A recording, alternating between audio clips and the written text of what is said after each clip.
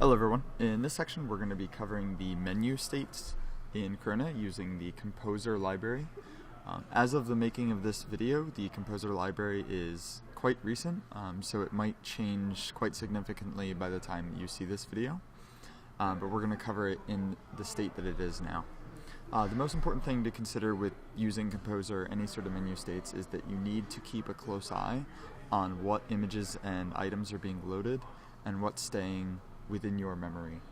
We're not going to cover this in advanced detail right now, but if you take a look at the guides, which are located on the top of the final example, you'll have plenty of great reading material on how to handle memory management. So the first thing we need to do is go ahead and add the Composer library. It is not initially instantiated with the app, so we want to go ahead and do Composer is require Composer, and this will load that library under the name Composer. Now, with this particular video, we will be covering 3 separate different screens that I've created for you. And in your files, you also have a template scene, which is the most basic of scenes and all the information you need. This template comes from Corona's website. You can actually get this template if you need it for any reason from the links in the final example as well. So we have 3 scenes right now with a variety of buttons and options. So I'm going to go ahead and grab all the code from final example just to show you what the end result is. So we have a main menu screen, we have a play screen where you can touch these objects, and then we have a pause screen which at this point after 5 seconds automatically comes up. You can also unpause and pause. And as you can see, you can't touch the circles through here, so we'll cover how that's possible. Alright, so at this point we should have Composer on our items. Next thing we need to do is require the 3 files that we are using. So require the home screen file, require the play screen, and of course require the pause screen. So with these required, we are loading each one into memory. So now we have these 3 files loaded. Each file is a scene, so you'll notice the first item on each one is composer.newScene. This creates a scene locally to this, and it returns that object. Now because we're not actually giving these a variable, since we're not doing like something equals require home screen, it is currently just loading each composer scene with the name of the file.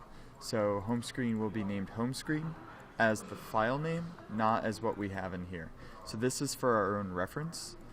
This could just be scene, this could be whatever we want here, but it makes it a lot easier to understand your code when you have it as home screen, pause screen, when you have each screen named properly in its template.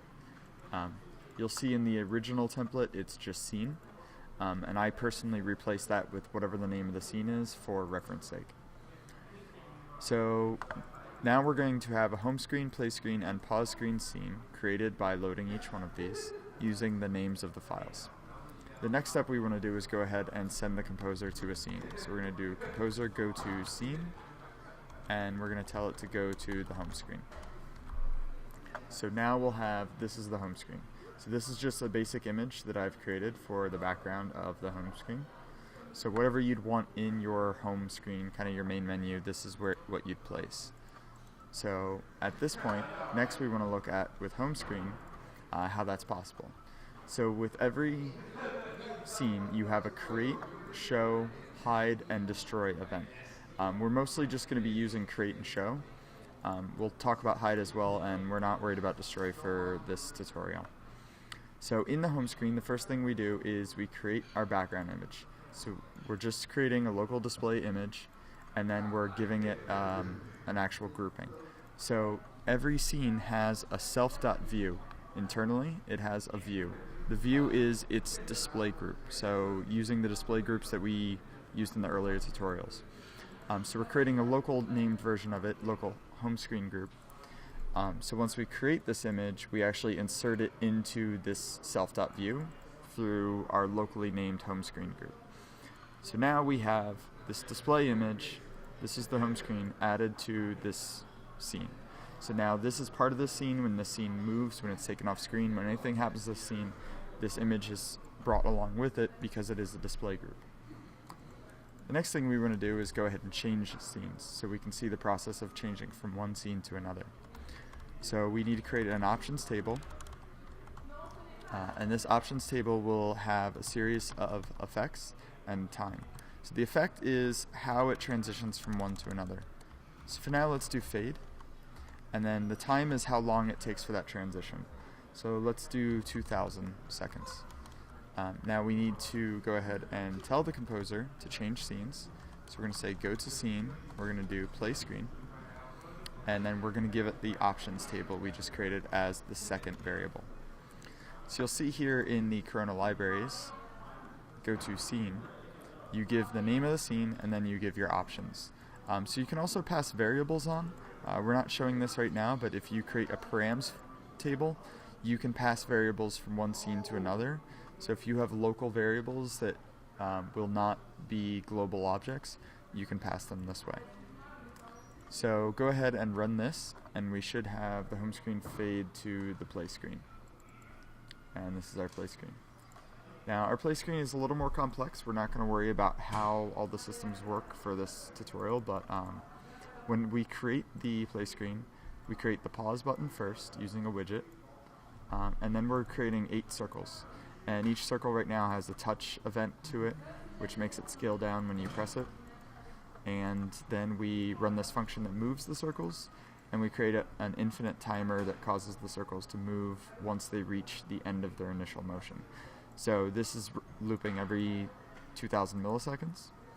We also have the pause and resume functions for when we actually pause the circles. We have an issue here. Let's take a look. I changed the pause game event because we don't have the event here. So we'll talk about that in a second. Put that in there.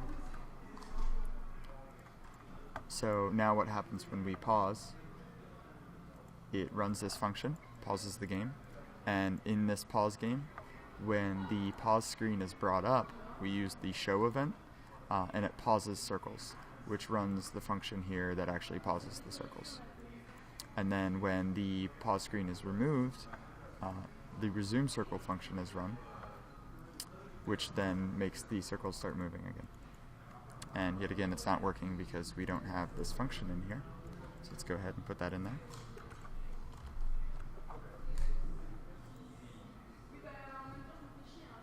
So now we pause, and it pauses the circles. We have the circles paused function, and then we resume the circles, and it runs that. Now there's another way to do this, which we're not going to cover but is involved in the guide, is that you can actually, instead of having it run in the pause screen, having these functions run, you can actually have them activate within the play screen by creating play screen functions. So this pause circle and resume circle could actually be play screen functions. So pause circle. And when you create an overlay, which we'll cover in a moment, you can actually call the scene that's below it. So you can tell this scene to run its pause circle function. So let's take a look at this overlay and how the pause screen actually works. So the pause screen is not actually a scene that we're looking at. It's what's called an overlay. So you'll see here in our pause game function, we're actually doing show overlay, not go to scene. So the composer system has 2 sets of scene types. It has your standard scene, the one you're actually looking at, and then an overlay scene. The overlay scene actually will be on top of your current scene without interrupting it, and it has multiple different options for how you actually handle that. So we're going to take a look at the options for the overlay now. So this is the option set that we have. What we're doing in this function is when the pause button is pressed, it checks to see what the current overlay is. So we have composer.getSceneName. GetSceneName has 3 different options: your current scene, the last scene you were on, and what the overlay is, if there is one. So we're getting the current overlay to see if there is a current overlay. So we're basically checking if it's already paused.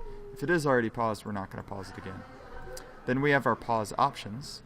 So we have ismodal, we have the effect, and then we have the time. Ismodal is a special one for overlays, and this basically determines whether you can actually click through, if your touches work through to the scene below it, or if they're blocked. So if we were to turn this off, you'll see that when we pause the game, you can actually still press the circles. You can still interact with them because the modal is not preventing them from going through. So this is our pause options, and then we pass composer.showOverlay, pause screen, which is the name of the file, and then the options that we created here. So this is run every time this button is pressed, thus causing the pause to occur. We also have here in the final example a timer that could cause it to pause. So if we wanted to pause after 5 seconds, maybe if your game had a timer or something like that, you can actually set a timer to run this function, thus pausing the game. And you'll see here that if I was to pause the game before that timer goes off, it actually won't do anything when it prints pause screen. It's printing the current overlay. It actually won't cause the pause screen to show up because it is already present. So that's the basics on setting up the various composer scene changes. And as you see, we have these scenes that you can look through and get an idea for. The only thing we haven't really covered so far is the hide. And this is what is called every time a scene is removed. So if we had our home screen, for instance, when it's first created, and we move away from it, we can print the event.phase and the event.name. So we'll see here that when it hides, it's hiding, and there's will and did for each one of these functions. Will means it's going to happen, did means it just did occur. So this is called as a phase of will when it knows that that scene is about to be removed but hasn't been removed yet. So we see with this long transition, there's actually, let's do it for 5 seconds. So will be called when it's about to be removed, and did is called at the end when it finally has been removed. So that's the basic process for hides. This is also the same 2 options for show. So show has a will and has a did for each option. We'll see here as well. Each one of these has will and did. We're currently not using them in any of the code that we've provided, but you can see with this event print how these are affected. So there you have it. That's the basics of the Composer library. Thank you for joining us, and I hope that you learned a lot.